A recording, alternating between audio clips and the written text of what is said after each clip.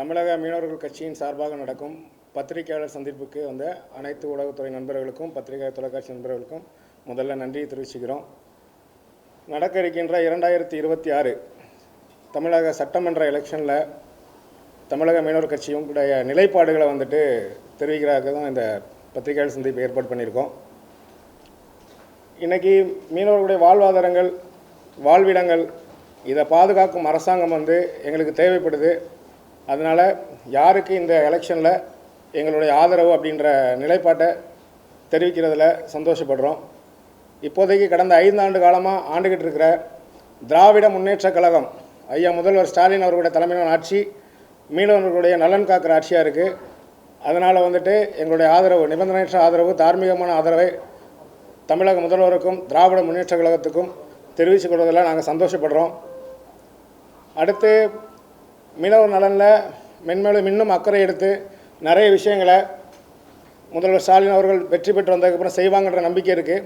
இன்னும் நிறைய கோரிக்கைகள் இருக்குது. இந்த 5 ஆண்டுகளில் நிறைய திட்டங்கள் நிறைவேற்றிருக்காங்க. படிப்படியாக இன்னும் எங்களுடைய மக்களுடைய கோரிக்கைகள் நிறைவேற்றாங்கன்ற நம்பிக்கை இருக்குது. அந்த நம்பிக்கையில் தார்மீகமாக நாங்கள் ஆதரவு தெரிவிக்கிறோம். எங்களுடைய மீனவ மக்கள் எல்லாருமே நன்றி உணர்வு உள்ளவங்க. இந்த அரசாங்கம், திராவிட முன்னேற்ற கழக அரசாங்கம் இந்த திராவிட மாடல் எங்களுக்கு நிறைய நல்ல விஷயங்கள் பண்ணியிருக்காங்க. அதற்கு இந்த பத்திரிகையாளர் சந்திப்பு மூலியமாக நன்றி சொல்லிக்கிறேன். மேலும் பத்திரிகையாளர் நீங்கள் கேட்கலாம். மீனவர்கள் இந்த ஆட்சி 5 வருஷம் ஆட்சியில் நிறைய பேர் அரசு பண்ணியிருக்காங்க. அதுக்கெல்லாம் குரல் கொடுக்கல அவங்க, சரிங்களா? முன்னெடுத்தும் வரல. அப்படி இருக்க பட்சத்தில் நீங்கள் இல்லை, மீனவர்களை யார் அரெஸ்ட் பண்ணியிருக்காங்க? லேட்டஸ்ட்டாக கூட அரெஸ்ட் பண்ணாங்க, அரெஸ்ட் பண்ணி விட்டுறாங்க. ஆனால் அரெஸ்ட்டே பண்ணக்கூடாதுன்னு சொல்லணும் ஒரு. இல்லை, கண்டிப்பாக இது தமிழக அரசாங்கம் கோரிக்கைகளா, கடிதங்களா வெளியுறவுத்துறை செயலாளருக்கும் வெளியுறவுத்துறை அமைச்சருக்கும் பிரதமர் மோடி அவர்களுக்கும் கடிதம் எழுதுகிறாங்க. இது 2 நாட்டு பிரச்சனை. ஒரு மாநில அரசாங்கம் எந்த எல்கைக்கு போய் குரல் கொடுக்கணுமோ அதை தமிழக முதல்வர் செஞ்சுக்கிட்டு இருக்காங்க. இது மத்திய அரசாங்கம் தான் இது ஒரு தீர்க்கமான நிலைப்பாடு எடுத்து எங்களுக்கு ஒரு தீர்வை எடுத்து கொடுக்கணும் அப்படின்றது எங்களுடைய வேண்டுகோள். கண்டிப்பாக புரியலண்ணா? கண்டிப்பா இப்படி ஒரு கேள்வி கேட்கணும். வெயிட் பண்ணுங்க பிரதர், இப்படி ஒரு கேள்வி வரும்னு நான் ரொம்ப எதிர்பார்த்துக்கிட்டே இருந்தேன். இருங்க, கண்டிப்பா பிரதர் நான் சொல்றேன். என்ன பண்றதுன்னு கேள்வி கேட்டீங்க, பதில் சொல்ல விடுங்க. மீனவர்களுக்கு சீட்டு கொடுக்கல, நீங்க எந்த தரவுகளின் அடிப்படையில் சொல்லுறீங்க? மீனவருக்கு அமைச்சர் பதவி கொடுத்துருக்காங்க. மா சுப்பிரமணியம் ஒரு மீனவர். அதை ஃபஸ்ட்டு தரவுகளோட கேள்வி கேளுங்க. மா சுப்பிரமணியம் என்பவர் ஒரு மீனவர். அவருக்கு மீனவருக்கு அமைச்சர் பதவி கொடுத்துருக்காங்க.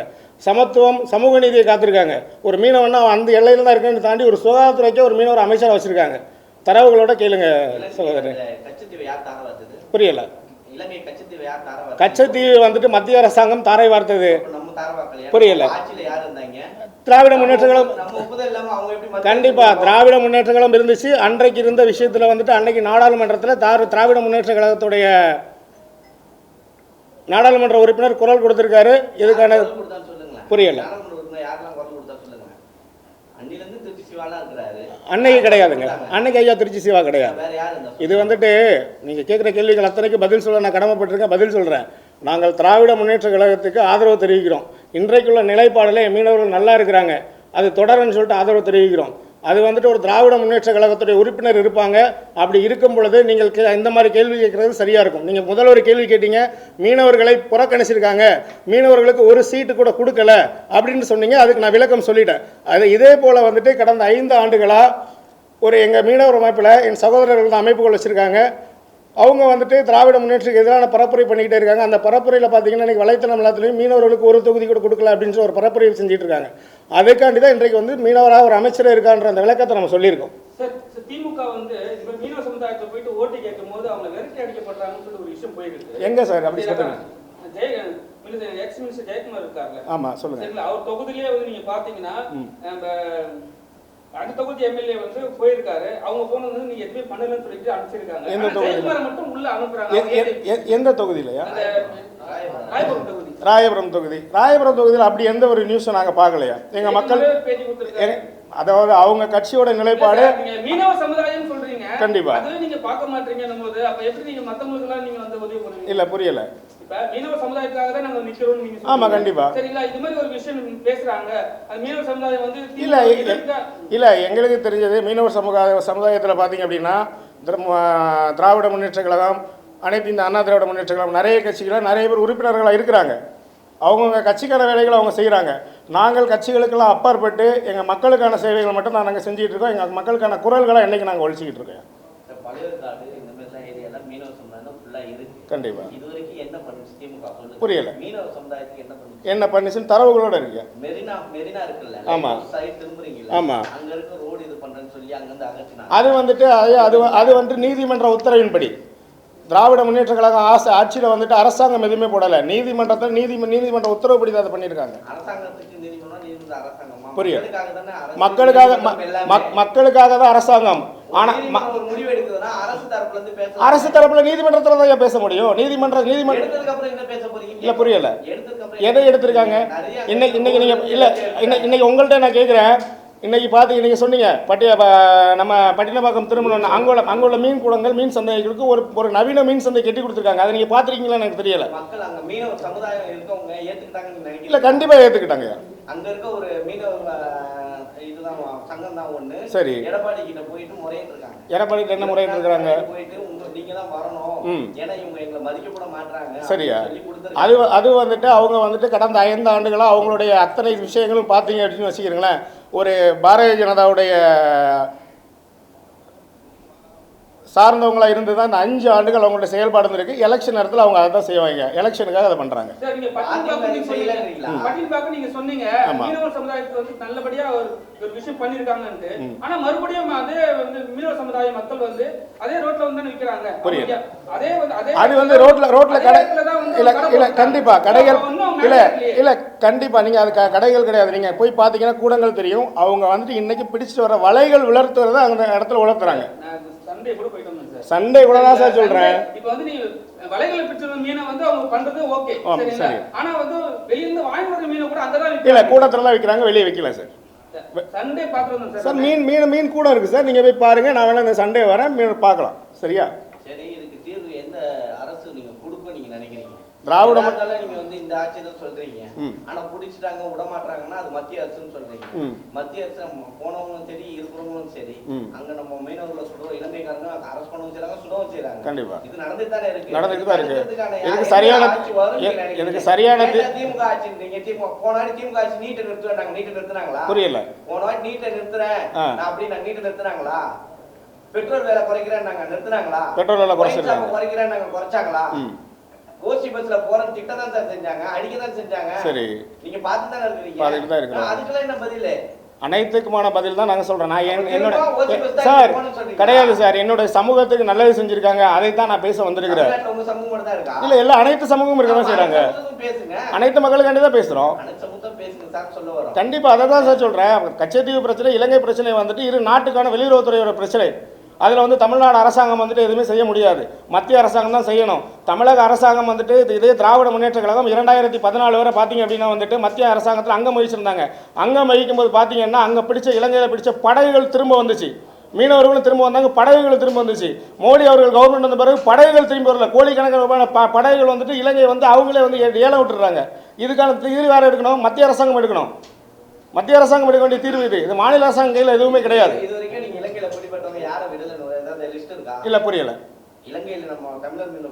ஆமா சார், மீனவர்களை விட்டுருக்காங்க சார், படகுகள் விடல சார். படகுகள் லிஸ்ட் அவங்க தரவுகளோட உங்களுடைய அலைபேசிக்கு நான் அனுப்பிச்சு விடுறேன் சார்.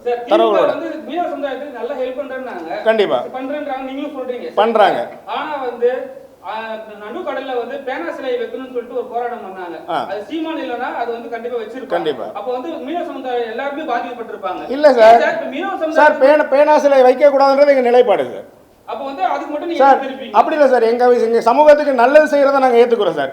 அப்புறம் விட்டா எல்லாத்தையும் நாங்க ஏத்துக்கல. பேனா சிலை அவங்களே வாபஸ் வாங்கிட்டாங்க சார். அவங்க வாபஸ் வாங்க சார். சகோதரர் சீமான் அவர்கள் மட்டும் இல்ல, ஒட்டுமொத்த மீனவ சமுதாய குரலாது இருக்கு வேணான்னு சொல்லிட்டு அவங்க வந்து அதை வாபஸ் விட்ரா வாங்கியிருக்காங்க சார். அதுக்கு மட்டும் எதிர்ப்பு தெரிவிச்சீங்க? கண்டிப்பா. அதுக்கு மட்டும் இல்ல சார், ஒரு திட்டங்கள் வரும்போது அதை மக்களுக்கு எதிரான திட்டங்கள் வரும்போது கண்டிப்பா எதிர்த்து தெரிவிப்போம். அதே போல வந்துட்டு பாத்தீங்க அப்படின்னா இன்னைக்கு வந்துட்டு மெரினாவில இருந்து உத்தண்டி வரை கடல்வழி மேம்பாலம் பண்றதுக்கு பேசியிருக்காங்க. ஐயா ஐயாவோட பேசியிருக்காங்க. அடுத்த ஆட்சி அமைஞ்சுன்னா அதை நிறைவேற்றக்கூடாதுன்னு சொல்லிட்டு நாங்கள் கண்டிப்பாக போய் பேசுவோம் சார். ஏன்னா மீனவர் வாழ்விடங்கள் பாதிக்கப்படும், அதை நாங்கள் பேசுவோம். என் மக்களுக்கு எதிரான விஷயங்கள் திராவிட முன்னேற்ற கழகம் செய்யும் பொழுது அதை நாங்கள் கேட்போம். கேட்குற இடத்துல இருப்பாங்க, நிறைவேற்றி தருவாங்க. அந்த எங்கள் மக்களுக்கு எதிரான திட்டங்கள் அவங்க செய்ய மாட்டாங்க, செய்யவும் நாங்கள் அனுமதிக்க மாட்டோம், விட மாட்டோம். எங்களுடைய கோரிக்கைகளை கொண்டு வைப்போம். இப்போ 100% கோரிக்கையை வந்துட்டு எல்லா அரசாங்கம் நிறைவேற்ற கிடையாது. நிறைவேற்றுற இடத்துல வந்துட்டு இருக்கிறவங்கள்ட்ட நாங்கள் கேள்வி கேட்குற இடத்துல இருக்கோம், நாங்கள் கேள்வி கேட்போம். எங்கள் குரல்கள் வந்து குரவலை நெரிக்காமல் அவங்க பண்ணி தருவாங்கிற நம்பிக்கை இருக்குது. அதனால நாங்கள் திராவிட முன்னேற்ற கழகத்தை நாங்கள் ஆதரிக்கிறோம் சார். சீமான் ஒரு விஷயம் சொல்லியிருக்காரு சார். என்ன சொல்றாருன்னா, மீனவர்களை தொட்டா நாங்க சுடுவோம், நாங்க ஒரு படை கலப்பி போவோம் சார். இருங்க அவர் வந்து அவ்வளவு தெளிவா அவ்வளவு பகிரங்கமா இதை தேர்தல் பரப்புரையா சொல்றாரு. ஆனா வந்து திமுக ஏன் அப்படி பேச மாட்டாங்க? ஏன்னா மீனவ சமுதாயம் அதுக்காக தான் சார் சொல்ல வரேன். இன்னைக்கு வந்துட்டு உங்களுக்கு தெரியாதது கிடையாது. ஒரு பத்திரிகையாளர் நீங்களே இந்த கேள்வி கேட்கக்கூடாது. அதாவது மீனவரை சுட்டா நான் சுடுவேன்னா அதற்கான உத்தரவு இது யாருமே இல்லை சார். அதுக்கான ரைட்ஸ் வந்து மாநில அரசாங்கத்தில் இல்லை சார். சார் கிடையாது சார். மாநில அரசாங்கத்துக்கு அந்த இது இல்லை சார். மாநில அரசாங்கத்துக்கு அந்த இது கிடையாது, மத்திய அரசாங்கத்தில் இருக்கு. ஒரு பத்திரிகையாளராக நீங்க இந்த கேள்வி கேட்கறதே தவறு. புரியல சார். அண்ணன் சீமான் சொல்றது வார்த்தைக்கு நல்லா இருக்கும் சார். வார்த்தையா பேசுறதுக்கு கேட்கறதுக்கு நல்லா இருக்கும். நடைமுறை அப்படின்றத யோசிச்சு பாருங்க. ஒரு பத்திரிகையாளரா அனைத்து அரசியலும் தெரிஞ்சவங்க நீங்க, உங்களுக்கு தெரியாத ஒண்ணுமே கிடையாது. அது நடக்காது சார். மத்திய அரசாங்கம் தான் அதுக்கான தீர்வு எடுக்க முடியும் சார். மாநில அரசாங்கத்தில் எதுவும் செய்ய முடியாது சார். இரு நாட்டு வெளியுறவுத்துறை பிரச்சனை சார். அது புரியல என்ன சார்? காங்கிரஸ் இருந்தது. ஆமா ஆமா முடிஞ்ச புரியல. கச்சத்தீவை தாரை வார்த்திருக்காங்க. அது கொள்கையை வெளிமுடி சார். சார் அதை தான் சார் சூப்பர் வந்து இல்ல வந்ததுல இருந்து இந்த கேள்வி கேட்டுக்கிட்டே இருக்கிறீங்க. கச்சத்தீவு பிரச்சனையை கேட்டுக்கிட்டு இருக்கீங்க. நல்லது, என் மக்களுக்கான தீர்வு உள்ள விஷயம் தான். இதுக்கு நான் உங்கள்கிட்ட ஒன்று சொல்றேன் சார். சார் சார் கண்டிப்பா போக வேண்டியிருக்கு சார். சரி சரி சார். இப்போ நான் உங்களுக்கு சொல்ல வரேன். இப்போ என்ன அப்படின்னா, நீங்கள் கேட்ட கேள்விகள் அத்தனை நியாயம். நான் பதில் சொல்கிறேன். 56 இன்ச்சு மார்புள்ள மோடி, நரேந்திர மோடி அவர்கள் உலகத்தை வல்லரசான இந்தியாவாக்குன்னு சொன்னார்ல. தம்மாதுண்ட நாடு இலங்கையில் போய் பேச முடியாதா சார்? போன எலெக்ஷன் பரப்புரைக்கு முன்னாடி வந்துட்டு இலங்கையில் போய் அப்பமாடி மீனவர் பிரச்சனை பேசியிருப்பாருன்னு பார்த்தோம். இலங்கை கவர்மெண்ட்டில் மீனவர் பிரச்சனை ஒரு பிரதமர் பேசலை. அதே போல் இன்னொன்று சொல்கிறேன் சார். அம்மையார் நிர்மலா சீதாராமன் அவர்கள் ராமேஸ்வரத்துக்கு சாமி கும்பிட போயிருக்கும் பொழுது மீனவர்கள் அங்கே சிறைப்பட்டிருந்தாங்க. ஒரு ஃபோன் காலில் ரிலீஸ் பண்ண முடிஞ்சிச்சு மத்திய அரசாங்கத்தில். அன்றைக்கு அவங்க நீதிமன்றத்தில் சமரிக்க மீனவர்களை மத்திய அரசாங்கம் நினைச்சா மீனவர்களுக்கான தீர்வு உடனே எடுத்து கொடுக்க முடியும் சார். மத்திய அரசாங்கம் பண்ண மாட்டேங்குது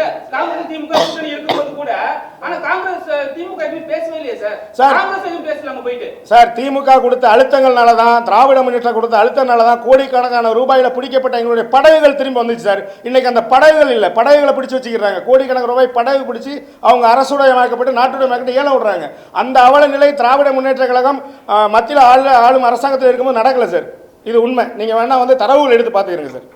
நீங்க தரவுகள் எடுத்து பாருங்க சார். இப்போதைக்கு இந்த காலகட்டத்தில் இன்னும் 10 நாள் தான் இருக்கு. கண்டிப்பா இந்த நேரத்தில் வந்து அவங்க சப்போர்ட் பண்ண காரணம் என்ன? ஏன்னா இப்ப எல்லாமே பணம் ஆயிடுச்சு. கண்டிப்பா எல்லாமே ஓட்டு காசு கொடுக்குறாங்க. இப்போ திடீர்னு நீங்க வந்து சார் காரணம் என்ன? இன்னைக்கும் சொல்றேன், நாங்கள் நிறைய யோசித்து ஆழமாக சிந்திச்சு மக்களுக்கான எந்த விஷயங்கள் கொண்டு வருவாங்க. இன்றைக்கி நிறைய பேர் பிரச்சாரங்களில் நிறைய விஷயங்கள் முன்னெடுத்து இப்போ பண்ணுறாங்க. இது எல்லாத்தையும் கேட்டுட்டு தான் இன்றைக்கி இந்த ப்ரெஸ் மீட் கொடுக்க வேண்டிய அவசியம், கடைசி நேரத்தில் கொடுக்க வேண்டிய அவசியம் என்ன 10 நாட்கள் இருக்குது. என் மக்கள் சிந்திக்கணும் அப்படின்றதுக்காண்டி மட்டும்தான் நாங்கள் இந்த பத்திரிகையில் சந்திப்பு வச்சுருக்கோம். அதே போல் நீங்கள் சொன்ன மாதிரி எல்லாமே காசாயிட்டுன்னு சொல்கிறீங்க. அப்படின்னா நாங்கள் வந்துட்டு ஃபஸ்ட்டே வந்துட்டு எல்லா கட்சிகள் மாதிரி போயிட்டு ஒரு முதல்வரை பார்த்துட்டு யாரையும் பார்த்துட்டோ எங்கேயாட்டு அவங்களுக்கு ஆதரவு தெரிவிச்சிட்டு வரல. என்னுடைய நிலைப்பாடே முதல்ல நான் பத்திரிகை மூலியமாக தான் தெரிவிக்கிறேன். யாருக்கிட்டையும் வந்துட்டு தனிப்பட்ட முறையில் பார்த்துட்டு வந்துட்டு நான் பத்திரிகையாளர் சந்திப்பு கொடுக்குறேன். நான் பத்திரிகையாளர் சந்திப்பு மூலியமாக தான் என்னுடைய மக்களுக்கும் இந்த சமூகத்துக்கும் வந்து திராவிட முன்னேற்ற கழகம் தேவை, திராவிட மாடல் தேவை அப்படின்றதுக்காண்டி மட்டுமே என் மீனவ சமூகம் அப்படி இருந்தால் மட்டுமே அடுத்தடுத்து வரும். ஏன்னா பார்த்தீங்க அப்படின்னா வந்துட்டு இன்றைக்கி வலைத்தளத்தில் வந்துட்டு சிறு சிறு அமைப்புகளாக இருந்து என்ன பண்ணுறாங்க அப்படின்னா என்னுடைய சகோதரர்கள் தான். ஆனால் பார்த்தீங்க அப்படின்னா வந்துட்டு அவங்க ஒரு 5 வருஷம் அஜெண்டா, ஆளுநர் மாளிகையில் ஒரு என்ன ஃபங்க்ஷன் போனாலும் அவங்க போயிடுவாங்க. ஒரு பிஜேபியோட கைக்கூலியாக இருந்து என் மக்களுக்காக நடக்கிற எந்த ஒரு திட்டங்கள் வந்தாலும் அதை குறை சொல்கிறதுலே ஒரு பெரிய கூற்றுகளாக எடுத்துகிட்டு இப்போ கூட வந்தவுடனே என்னுடைய அருமை சகோதரர் பத்திரிகையில் அழகான ஒரு கேள்வி கேட்டாங்க. வந்த உடனே கேட்டாங்க, உணர்ச்சி பூங்க கேட்டாங்க. கண்டிப்பாக வரவேற்கிறேன். எடுத்தோடனே கேட்டாங்க, மீனவர் ஒருத்தருக்கு கூட வந்துட்டு திமுக சீட்டு கொடுக்கல எடுத்தோடனே கேட்டாங்க. அதே மீனவரை தான் சென்னை மாகாணத்துடைய மேயராக்கி அழகு பார்த்தது திராவிட முன்னேற்ற கழகம். சுகாதாரத்துறைக்கு ஒரு மீனவர் இருக்காரு. அதையும் தான் இன்னொன்று சொல்கிறேன், அமைச்சர் மெய்யநாதன் ஐயா இருக்காங்க. எங்கள் மீனவர்கள் தான் சேருவாங்க. அதே போல் வந்துட்டு இன்றைக்கி கட்சிகள் தான் மீனவர் கொடுத்துருக்கு, மீனவர் அமைப்புகள் யாருக்குமே யாரும் சீட்டு கொடுக்கல. ஆனால் வந்துட்டு KKSSR முத்திரையர் சங்கம் அவரை கூப்பிட்டு திமுக ஒரு சீட்டு கொடுத்துருக்காங்க. இது எல்லாம் நாங்கள் வரவேற்கிறோம், எங்களுக்கான அங்கீகாரம் கொடுக்க தான் செய்கிறாங்க. ஆமாம், கொஞ்ச நாளுக்கு முன்னாடி ஐயா யாரையா அந்த சார்னு கேட்டாங்க, இன்னும் அதுக்கு தீர்வே காணுமே. புரியலையா? கொஞ்ச நாள் முன்னாடி நம்ம அந்த வழக்கு நீதிமன்றம் போய் நீதிமன்றத்தில் குற்றம் சாட்டப்படுற தண்டனை கொடுத்து அது முடிஞ்சு போச்சு. புரியல, இருந்தால் தானே சார் கண்டுபிடிக்க முடியும், இல்லாததை எப்படி கண்டுபிடிக்கணும், எங்கே சார் கண்டுபிடிக்க முடியும்? சார் நீங்கள் பத்திரிகையாளர் நீதிமன்றத்தை சமைச்சிருக்கலாமே சார். சார் நீங்கள் பத்திரிகையாளர் சார் கண்டிப்பாக சார் உங்களுக்கு அதான் சார் நீங்கள் பத்திரிகையாளர் கண்டிப்பா சார், நீங்க பத்திரிகையாளர் இந்த சமூகத்துக்கு கண்டிப்பா சார் என்ன பேச விடுங்க, இருங்க சார் நான் பேசுறேன். நீங்க பத்திரிகை அதான் நீங்க சார் இருங்க, நீங்க பத்திரிகையாளர், இந்த சமூகத்தின் மீது மிகப்பெரிய அக்கறை கொண்ட ஒரு பத்திரிகையாளர், என்ன சார் ஆடியோ இருக்குன்னு சொன்னது நீங்க தார்மீகமா போய் நீங்களே கொடுத்துருக்கோம்ல சார், சமர்ப்பிச்சிருக்கலாமே. இந்த சமூகத்தின் மீது அக்கறை கொண்டு தானே கேள்விகள் கேட்குறீங்க, கேள்வி கணைகள் தொடுக்குறீங்க, அப்போ நீங்களே சமர்ப்பிச்சிருக்கலாமே சார். சார் அதே சூப்பர் சூப்பர் பிரதர், கண்டிப்பா பிரதர், இதை தான் நான் சொன்னேன், நீதிமன்றம் இருக்குன்னு சொன்னேன் பிரதர், இதே தான் நானும் சொன்னேன். ஆனா நான் சொன்னா ஏத்துக்க மாட்டேங்கல்ல, புரியல. எங்க ஆட்சியில வந்துட்டு நாங்கள் ஆதரவு தெரிவிக்கிற அரசியல் நிலைப்பாட்டில் இன்றைக்கு எலெக்ஷனுக்கு ஆதரவு தெரிவிக்கிற திராவிட முன்னேற்ற கழகம் அந்த குற்றஞ்சாட்டப்பட்ட நபரை சிறையில் அடைச்சி உரிய தண்டனை வாங்கி கொடுத்து நீதிமன்றம் வழக்கு முடிச்சு வைக்கப்பட்டிருக்கு சார். சார் நான் தரவுகள் படி நீங்கள் எடுத்து பார்த்தீங்கன்னா பொய்யான பிரச்சாரம் அண்ணா திராவிட முன்னேற்ற கழகம் பண்ணிட்டு இருக்கு. நீங்கள் 2021 இன்னைக்கு வரை பார்த்தீங்க அப்படின்னா 10,000 பள்ளிகளை மூட்டன்னு சொன்னாங்க, கிடையவே கிடையாது. தரவுகள் அடிப்படையில் தரவுகள் என்ற இருக்கு நான் அனுப்புகிறேன். 44 ஸ்கூலில் தான் சார் மூடி இருக்காங்க, 46 ஸ்கூல் தான். இவங்க 10,000 சொல்கிறதா மிதம் மிஞ்சின கட்டுக்கதை சார், மிதம் மிஞ்சின கட்டுக்கதை. ஓப்பனிங்கே ஆட்சிக்கு வந்த உடனே குடியேற்றணும் இந்த எலிமெண்ட்ஸ் அந்த இதெல்லாம் வரும். அப்போ குடியேற்றத்துக்கு டாஸ்மாக் அதிக விலை வித்த அந்த இதுல இருக்கவங்களை கூப்பிட்டு கொடியேற்ற வச்சாங்க, அதாவது தேசிய கொடியேற்ற வச்சு பெரிய இஷ்யூ ஆச்சு. யாரு சார் இந்த ஆட்சியில டாஸ்மாக் யார் சார்? உங்களுக்கு தெரியுமா? டாஸ்மாக் யார் அதிக விலை? டாஸ்மாக் காஞ்சிபுரம் டிஸ்ட்ரிக்ட்ல அதிக வருமானமா அவங்களை கூப்பிட்டு அவார்ட்லாம் கொடுத்தாங்க, அதாவது தெரியுமா சார்? நம்மளுக்கு பெரிய விஷயமா இருந்தது, அது எனக்கு தெரியல. அப்படி ஊக்குவிக்கிற திமுக ஏன் இத டாஸ்மாக் வந்து மூட மாட்டாங்க? கண்டிப்பா கண்டிப்பா, அதாவது வந்துட்டு சார் மதுவில்லா தமிழகம் அமைன்றது எங்களுடைய ஆசை தான் சார். படிப்படியாக அதை நிவர்த்தி பண்ணி கோரிக்கை வைக்கிறோம் சார், கோரிக்கை கண்டிப்பாக வச்சிருக்கோம், அது கண்டிப்பாக நிறைவேற்றணும். படிப்படியாக மதுவை குறைக்கணும் சார். சார் அப்படி எடுத்தோம் அப்படின்னு அப்படி பார்த்தீங்கன்னு வச்சுக்கிறீங்களா, இருக்கு சார் மக்கள் மத்தியில் காவல்துறை உங்கள் நண்பன் சொல்லிட்டு இருக்கு. இதற்கு முன்னாடி சார் இருங்க சார், பொள்ளாச்சி இஷ்யூ வரும்போது 1 வருஷம் வாய மூடி மௌனம் காத்தது யாரு சார்? பொள்ளாச்சி இஷ்யூ வரும்போது வாய மூடி மௌனம் காத்தது யாரு? அதை சொல்லுங்க. பொள்ளாச்சி இஷ்யூ வரும், ஆனால் திராவிட முன்னேற்ற கழக ஆட்சியில் ஒரு சிறிய தவறு நடந்தாலும் மக்கள் வந்து ஆட்டோமேட்டிக்காக ஸ்டேஷனில் போய் புகார் கொடுத்தா நம்மளுடைய தனிப்பட்ட விஷயங்கள் வெளியிடப்படாது, காக்கப்படும் அப்படின்னு சொல்லிட்டு அத்தனை பேருமே புகார் தைரியம் வந்து புகார் கொடுக்குறாங்க.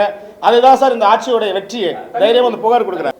நேற்று கூட தாம்பரத்துல பாத்தீங்கன்னு வச்சுக்கோங்களேன், ஒரு கடையில இருக்க ஒரு கடை நடத்துறவங்க வியாபாரி, அந்த கடையில இருக்கவங்க தாவேகாவுக்கு ஓட்டு கேட்டு போனவங்கள திமுகவை சார்ந்த அந்த பகுதியில் இருக்க இளைஞரணி செயலாளர்கள் சேர்ந்து அந்த கடையை உடைச்சி அந்த பெண்களை வந்து புடவைலாம் கிழிச்சு மானபந்தம் எடுத்திருக்காங்க.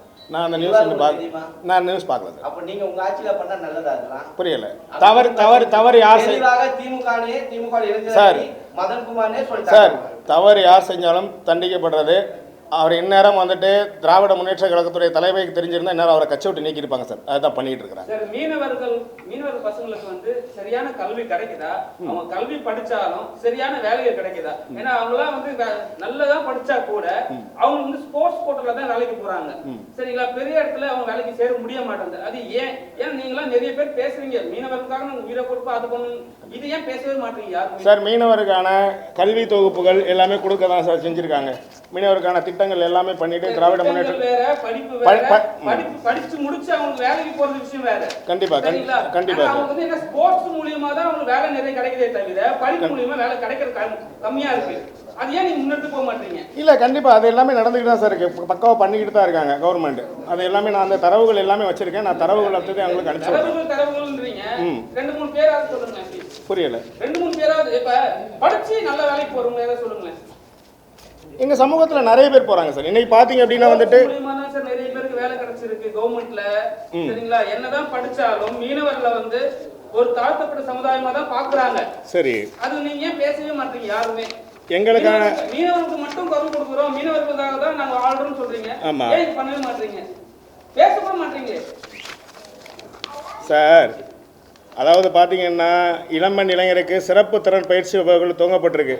ஆண்டுக்கு 25,000 இளைஞருக்கு இந்த பயிற்சிகள் வந்து வழங்கப்பட்டுக்கிட்டு இருக்கு.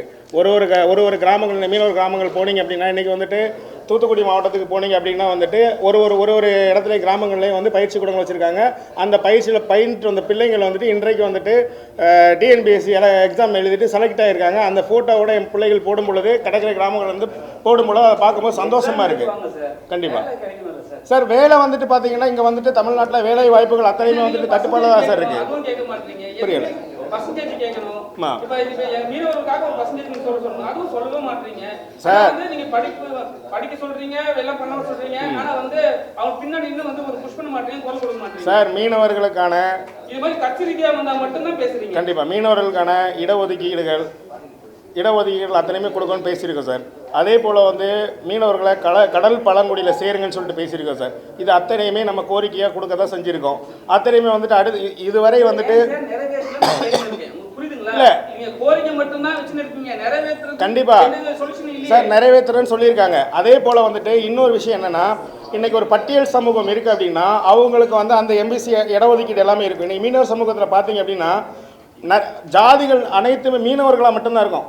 ஜாதி மதங்கள்லாம் கடந்து இப்போ முஸ்லீம் மீன் பிடிக்கிறாங்க மீனவர் தான், ஹிந்து மீன் பிடிக்கிறாங்க மீனவர் தான், கிறிஸ்தவ மீன் பிடிக்கிறோம் மீனவர் தான். சரிதானே? எல்லாருமே மீனவராக இருக்கிறோம். இன்றைக்கி எம்பிசியில் உள்ளவங்க மீன் பிடிக்கிறாங்க, பிசியில் உள்ளவங்க மீன் பிடிக்கிறாங்க. இது எல்லாமே வந்துட்டு அந்த உட்கட்டமைப்பு அமைப்பில் போயிறாங்க. எம்பிசியோட இடஒதுக்கீடு பார்த்தீங்க அப்படின்னா வந்து அதில் எங்களுக்கான தரவுகளில் நிறைய பேர் சிறுபான்மை மக்கள் அங்கே இருக்கிறதுனால எங்களோட நிறைய பேர் உள்ளே போயிட்டு இருக்காங்க. ஆனால் கடைசி போன ஆட்சியில் பார்த்தீங்க அப்படின்னா ஐயா எடப்பாடி அவர்கள் வந்துட்டு ஆட்சி முடியும் தருவாயில் எலெக்ஷன் அறிவிக்கிறதுக்கு முடிகிற தருவாயில் பார்த்தீங்க அப்படின்னா 10.5% இடஒதுக்கீடு. அதுவும் என்னுடைய எனக்கு உற்ற சமூகம் தான் வன்னியர் சமூகம். 10.5% இடஒதுக்கீடு கொடுக்குறேன்னு சொல்லிட்டு உள்ளிட ஒதுக்கீடு கொடுக்குறேன்னு சொல்லிட்டு எம்பிசியில் உள்ள உள்ளிடஒதுக்கீடு கொடுக்குறேன்னு சொல்லிட்டு அஜெண்டா எங்கே கையெழுத்தாகுது? தலைமை செயலகத்தில் கையெழுத்தாகல சார். தைலாபுரத்தில் கையெழுத்தாகுது. கடைசி இடத்துல கொண்டு வந்தாங்க. இல்லை நான் நீங்கள் சொன்னீங்கல்ல, அதனால மீனவர்களுக்கான ஒதுக்கீடு அப்படின்னா மீனவர்கள் அத்தனை பேரையுமே கடல் பழங்குடின்னு சொல்லிட்டு ஒரு தனியாக ஒரு பட்டியலில் கொண்டு வந்தால் மட்டும்தான் இது சாத்தியப்படும். அதை தனியாக கொண்டு வரணும்னு சொல்லிட்டு கோரிக்கை வச்சிருக்கோம் சார்.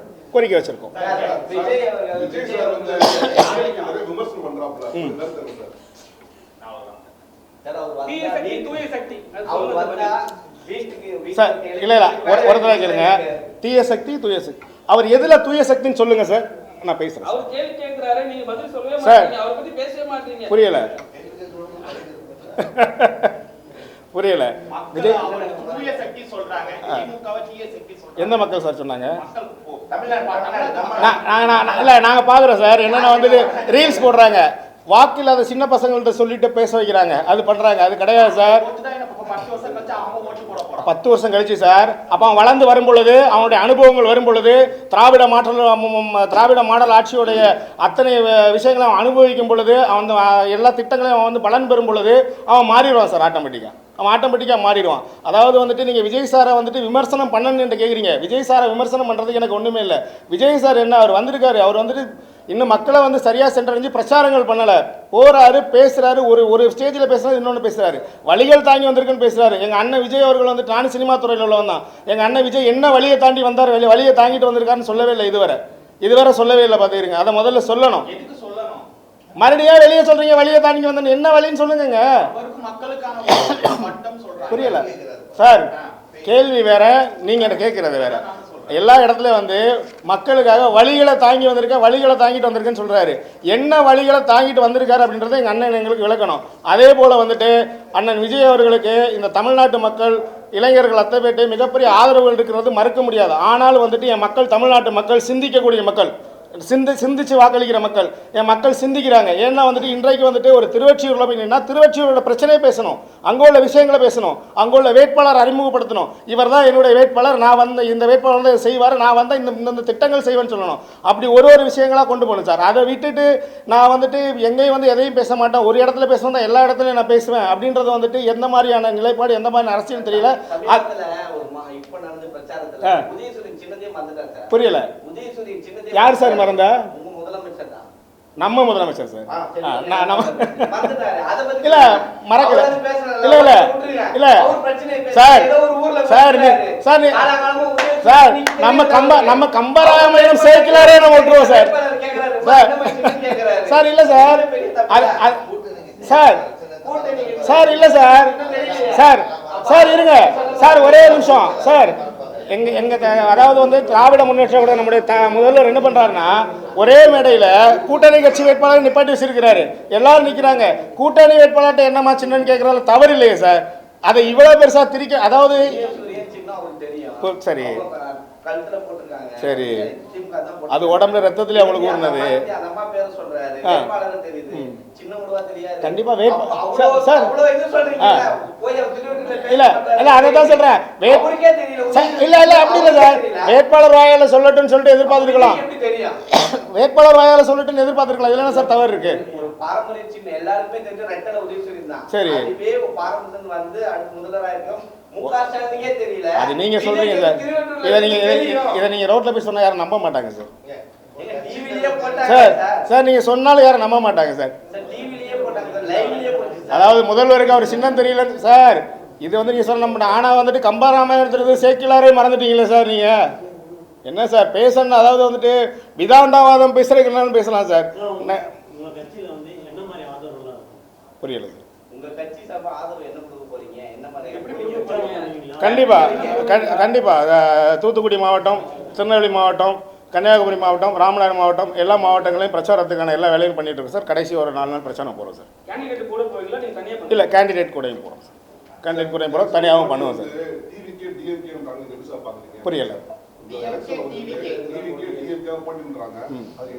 யார் சார் சொல்கிறா சார்? நீங்கள் ஒரு சுயேட்சை வேட்பாளர் போட்டுட்டீங்க சார். நீங்கள் என்ன சொல்லுவீங்க? யார் உங்களுக்கு பெரிய ஆளோ அவங்கள தான் உங்களுக்கு டார்கெட்டாக பண்ணுவீங்க. ஒரு ஜெயிக்கிறவங்கள்ட்ட போய் நின்னா தான் நம்ம மக்கள் மத்தியில் வெளியில் தெரியும்னு தெரியும். ஒரு ஜெயிக்கிற அணி கூட நின்னா தான் நம்ம யாருன்னு சொல்லிட்டு தெரியும். இப்போ அதனால வந்துட்டு அவர் வந்து டிஎம்கேவை சொல்லலாம் சார். அவருக்கு ஆசையாக இருக்கலாம். திமுக கூட வந்துட்டு நான் வந்து போட்டி போடணும், திமுக எனக்கு எதிரியாக இருக்குன்றது அண்ணன் விஜய் அவர் கூட ஆசையாக இருக்கலாம் சார். அது ஆசையாக இருக்கலாம், அது மக்கள் தீர்மானிப்பாங்க. அது வந்து மக்கள் தானே சார் தீர்மானிக்க முடியும், மக்கள் தீர்ப்பாங்க. அதே போல் ஊடகத்துறை நண்பர்கள் மூலியமாக திரும்பவும் சொல்கிறேன், என் சகோதரர் அருமை சகோதரர் பத்திரிகையாளர் கேட்டப்போ போய் தான் வந்த உடனே உணர்ச்சி போய் கேட்டார், மீனவர்களுக்கு திமுக போட்டிடுறதுக்கு வாய்ப்பே கொடுக்கலன்னு சொன்னார்.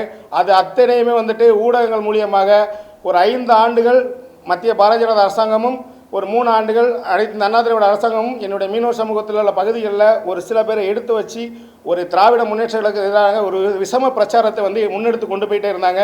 அதோட நீட்சி தான் இது. ஆனால் வந்துட்டு உங்களுக்கு தெளிவு பண்ணியிருக்கேன், திராவிட முன்னேற்ற கழக ஆட்சியில் மீனவர்களுக்கான பங்குகள் கொடுத்துருக்காங்க, மீனவர்களுக்கான உச்ச மரியாதை கொடுத்துருக்காங்க. ஒரு சுகாதாரத்துறைக்கு ஒரு மீனவரை வச்சுருக்காங்க, அதே மீனவர் தான் சென்னை மாநகராட்சிக்கு வச்சுருந்தாங்க. அதே போல் வந்துட்டு ஐயா பெர்னாண்ட், அதுக்கப்புறம் வந்துட்டு ஜெனிபர் சந்திரன், இப்படி நிறைய பேர்களுக்கு மீனவர்களுக்கு வாய்ப்பு கொடுத்து திராவிட முன்னேற்ற கழகம், அதை நாங்கள் இன்றைக்குமே மறக்க மாட்டோம். அதே போல் வந்துட்டு இன்றைக்கு வந்துட்டு 48 துறைமுகங்கள், அதுக்கப்புறம் வந்துட்டு எவ்வளோ நிறைய திட்டங்கள் இருக்குது, அவ்வளோத்தையும் எங்களுக்கு செயல்படுத்தி கொடுத்துருக்காங்க. முழு பூசைக்காக சூத்தில் மறைச்சிற மாதிரி ஒரு சில பேரோட விஷம பிரச்சாரம் இது. அந்த பிரச்சாரம் பண்ணுற அத்தனை பேரையுமே நான் இந்த பத்திரிகை மூலியமாக வந்துட்டு பத்திரிகை சந்திப்பு மூலமாக கண்டிக்கிறேன். ஒருத்தவங்க பண்ண விஷயத்த முழு சோத்தில் பூசணிக்காய் மறைச்ச மாதிரி இல்லைன்னு சொல்கிறது மிகப்பெரிய தவறு. திராவிட முன்னேற்ற கழகம் மீனவர்களுக்கான அங்கீகாரம் கொடுத்துக்கிட்டு தான் இருக்குது. அதற்கு எடுத்துக்காட்டு தான் ஐயா மா சுப்பிரமணியம், ஐயா மையநாதன், அதே போல் வந்துட்டு முத்தரையர் சமூகத்திலிருந்து ஐயா அண்ணன் KKSSருக்கும் சீட்டு கொடுத்துருக்காங்க. அதனால் வந்துட்டு என் மீனவ மக்களே வந்துட்டு நீங்கள் எந்தெந்த பகுதியிலும் போயிட்டு நம்ம மீனவருக்கு திமுக புறக்கணிக்கு ஒரு MLA கூட சீட்டு கொடுத்து என்ன பொய் சொன்னாலும் என் மக்கள், அறிவு சார்ந்த மக்கள், படித்த மக்கள் அத்தனையுமே தெளிவு பெறுவாங்க. அதனால் என் மக்களுக்கும் தாழ்மையை கேட்டுக்கிறேன். நம்மளுக்காண்டி கூப்பிட்ட குரலுக்கு ஓடோடி வந்து நம்மளுடைய கோரிக்கைகள் அத்தனையுமே கேட்குற திராவிட முன்னேற்ற கழகத்தை நம்ம ஆதரிக்கணும் அப்படின்றதே நம்மளோட நிலைப்பாடை நான் சொல்லியிருக்கேன். இன்னொன்றும் பத்திரிகை மூலியமாக சொல்கிறேன். இன்றைக்கி மீனவர் சொசைட்டி மகளிர் சொசைட்டி ஆரம்பித்தது 2006 to 2011 வரை இருந்த கலைஞரை ஆட்சியில் வந்துட்டு மகளிருக்கு சொசைட்டி கொண்டு வந்தாங்க. அந்த சொசைட்டி இன்றைக்கி வரை நல்லா போயிட்டுருக்கு. அதே போல் மானிய மன்னனை கொண்டு வந்து ஐயா கலைஞரோட ஆட்சியில் தான். அதே போல் வந்து மீனவருக்கு வீடு கட்டு திட்டம் கொண்டு வந்தது, சிங்காரம் வீடு கட்டு திட்டம் கொண்டு வந்தது ஐயா கலைஞர் அவர்கள் தான். கலைஞரோட ஆட்சியில் நம்மளுக்கு எண்ணற்ற இதை கொண்டு வந்தார். அவர் வழித்தோன்றல் திராவிட மாடல் நாயகன் ஐயா முதல்வர் ஸ்டாலின் அவர்களும் வந்துட்டு நம்மளுக்கான திட்டங்கள் அத்தனையுமே செயல்படுத்திக்கிட்டு இருக்காங்க. வரும் ஆட்சி மீண்டும் ஆட்சி அமைப்பாங்க. நம்முடைய கோரிக்கைகள் அத்தனை நிறைவேற்றப்படும். மீண்டும் சொல்கிறேன், என் மக்களை வைத்து விசம பிரச்சாரம் யாரும் பண்ண வேண்டாம். எங்களுக்கான அங்கீகாரம் கிடச்சிக்கிட்டு தான் இருக்குது. அது இன்னும் வருங்காலங்கள் நல்லா போகணும். அதே போல் வந்துட்டு இலங்கை கடற்படையால் தாக்கப்படுகிற என்னோட மீனவர் தாக்கப்படும் பொழுது எங்களுக்கு வந்து நிறைய வேதனைகள் வழிகள் இருக்குது. இனிமேலாவது திராவிட முன்னேற்ற கழகத்துடைய அத்தனை எம்பிக்களும் நாடாளுமன்றத்தை வந்து முற்றுகையிட்டு நாடாளுமன்றத்தை ஸ்தம்பிக்க வச்சு செயல்பட வச்சு அந்த வேலைகளை செய்யணுன்றதை தாழ்மையை கேட்டுக்கிறோம். எப்படி வந்துட்டு பல்கலைக்கழக வேந்தர்கள் விஷயங்கள் எப்படி ஒரு சுப்ரீம் கோர்ட்டில் போயிட்டு ஆளுநருக்கு எதிரான வந்து ஒரு விஷயத்தை கொண்டு போய் ஜெயிச்சு வந்தீங்களோ அதே போல் சர்வதேச நீதிமன்றத்தில் இலங்கை மேலே வழக்கு தொடுத்து கொண்டு வந்து நிப்பாட்டணும் அப்படின்றது எங்களுடைய தாழ்மையான வேண்டுகோள். இதெல்லாம் செஞ்சால் தான் எங்கள் மக்களுக்கான வாழ்வாதாரம் வாழ்வில் நிலைக்கும். இதை வந்துட்டு இந்த எலெக்ஷன் டைமில் முதல்வரையாக்கு தாழ்மையான வேண்டுகோளாக வச்சுக்கிறோம். அதையும் தாண்டி வந்துட்டு எங்களை வந்து கடல் பழங்குடியினர் பட்டியலில் எங்கள் மீனவர்களை சேர்க்கணும் அப்படின்றது எங்களுடைய நீண்ட நாள் கோரிக்கை. அதையும் வந்துட்டு கொஞ்சம் செய்யும் எடுத்து கொண்டு வாங்க. இதை வந்துட்டு கடல் படையினர் சேர்க்கறதுல மொத்த மீனவர் சமூகத்தையும் கொண்டு போய் சேர்க்கறதுல நிறைய கருத்து வேறுபாடுகள் கருத்து ஒற்றுமைகள் இல்லாமல் இருக்குது. இது ஒரு அரசாங்கம் எடுத்த உடனே செஞ்சிட முடியாது. அதற்கான முதல்கட்ட ஆய்வு பணிகளை தொடங்கி அதுக்கான வேலைகளை செஞ்சு முடிக்கணும் அப்படின்றது எங்களுடைய தாழ்மையான வேண்டுகோள். அடுத்து 1076 கிலோமீட்டர் தமிழக கடற்கரை பறந்து விரிஞ்சிருக்கு. இங்கே வந்துட்டு நிறைய இடங்களில் தூண்டில் விளைவு இல்லாமல் இருக்குது. இப்போ கூட வந்துட்டு சில இடங்களில் போராடி தான் பெற வேண்டியிருக்கு. அந்த எல்லா இடங்களுக்கும் எங்களுடைய கடற்கரையும் எங்களுடைய சன்னதிகள் காக்கப்படுறதுக்கு அது எல்லாத்தையும் முதல் வழியாக செஞ்சு கொடுக்கணும். ஏற்கனவே மீனவர்களுக்கு பட்டாக்கள் கொடுத்துருக்காங்க. எங்கள் நிலங்களுக்கு விடுபட்ட மீனவர்கள் அத்தனை பேருக்கும் மீண்டும் பட்டாக்கள்லாம் கொடுக்கணும் அப்படின்றதையும் மிக தாழ்மையை கேட்டுக்கிறோம். அதே போல் வந்துட்டு மீனவர் சமூகம் வந்துட்டு இன்றைக்கி பார்த்தீங்க அப்படின்னா வந்துட்டு எல்லா இடத்துலையும் எல்லா விஷயத்திலையும் பொது வெளிகளில் வந்துட்டு நிறைய வேலைகள் போகிறாங்க, எல்லாமே வந்துட்டு இருக்காங்க. அதே போல் வந்துட்டு கடற்கரையை சுற்றி இருக்கிற பகுதிகளில் தொடங்குற தொழிற்சாலைகள் வளர்ச்சியின் திட்டமாக தொடங்குற தொழிற்சாலைகள் அத்தனைக்குமே வந்துட்டு உள்ளூர் மீனவர்களுக்கு வேலை வாய்ப்பில் முதல் பங்களிப்பு முதல் உரிமை கொடுக்கணும் அப்படின்றத கேட்டுக்கிறோம்.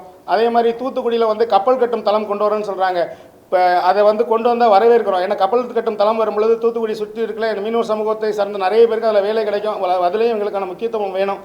அதே போல் வந்துட்டு இன்றைக்கு வந்துட்டு கடலில் காற்றாடி போடும் திட்டம் அப்படின்ற ஒரு திட்டத்தை வந்து மத்திய அரசாங்கம் கொண்டு வராங்க. அதை நாங்கள் வன்மையை கண்டிக்கிறோம். அந்த திட்டம் வர்றதுக்கு எந்த காலத்தையும் விட மாட்டோம். தமிழக முதல்வர்கள் தாழ்மையை அந்த கருத்தை கேட்டுக்கிறணும். எங்கள் வாழ்விடங்கள் பாதுகாக்கப்படணும், எங்கள் வாழ்க்கை மேம்படணும். அதற்காக வந்துட்டு கடலில் காற்றாடி போடும் திட்டத்துக்கு திராவிட முன்னேற்ற கழகம் கண்டிப்பாக எதிர்ப்பு தெரிவிக்கணும். அந்த திட்டத்தை கொண்டு வரக்கூடாது. அந்த திட்டத்திற்கான உங்களுடைய முழுமையான எதிர்ப்பை தெரியுங்கன்னு சொல்லியிருக்கோம். அதே மாதிரி வந்துட்டு இப்போ நிப்பாட்டி வச்சுருக்காங்க கன்னியாகுமரி IIRL திட்டம். இப்படி நிறைய திட்டங்கள் எங்கள் கடற்கரை சமூகத்தை வந்துட்டு கழுத்து நெரிக்கிற மாதிரி மத்திய அரசாங்கம் கொண்டு வந்துக்கிட்டு இருக்கிறாங்க. இதில் இருந்து எங்களை நாங்கள் காத்து நிற்கணும். கார்பரேட்டுக்கு வந்து எங்களோட கடற்கரை பெயரக்கூடாது அப்படின்ற ஒரே காரணம் எங்களுக்கு வந்து மேலோங்கி இருக்குது, எங்கள் மனசுலையும் மேலோங்கி இருக்குது. அதையெல்லாம் கருத்தில் கொண்டு தான் நாங்கள் திராவிட முன்னேற்ற கழகத்தை ஆதரிக்கிறோம். ஏன் அப்படின்னா வந்துட்டு கார்பரேட்டுனாலே வந்துட்டு அது வந்து பிஜேபி அப்படின்றது ஆகிப்போச்சு. அந்த கார்பரேட்டோடைய துணையோட டபுள் இன்ஜின் சர்க்கார் இங்கே வந்துச்சு அப்படின்னா எங்களுடைய வாழ்வாதாரங்கள் மொத்தமாக சிதைக்கப்பட்டு நாங்கள் வந்துட்டு வாழ்வாதாரத்தை இழக்க வேண்டிய இடத்துக்கு நாங்கள் தள்ளப்படுவோம் அப்படின்ற ஒரு ஐயப்பாடும் எங்களுக்கு நிறைய இருக்குது. அதனால தான் நாங்கள் திராவிட முன்னேற்ற கழகத்தை நாங்கள் வந்துட்டு ஆதரிக்கிறோம். திராவிட முன்னேற்ற கழகம் வந்துச்சுன்னா எங்கள் மீனவர்கள் பாதுகாக்கப்படுவாங்கன்ற நம்பிக்கை எங்களுக்கு நிறைய இருக்குது. என்னுடைய அழைப்பை ஏற்று வந்த அத்தனை பத்திரிகையாளர் ஊடகத்துறை நண்பர்கள் அத்தனை பேருக்கும் நன்றியை தெரிவிச்சுக்கிறேன்.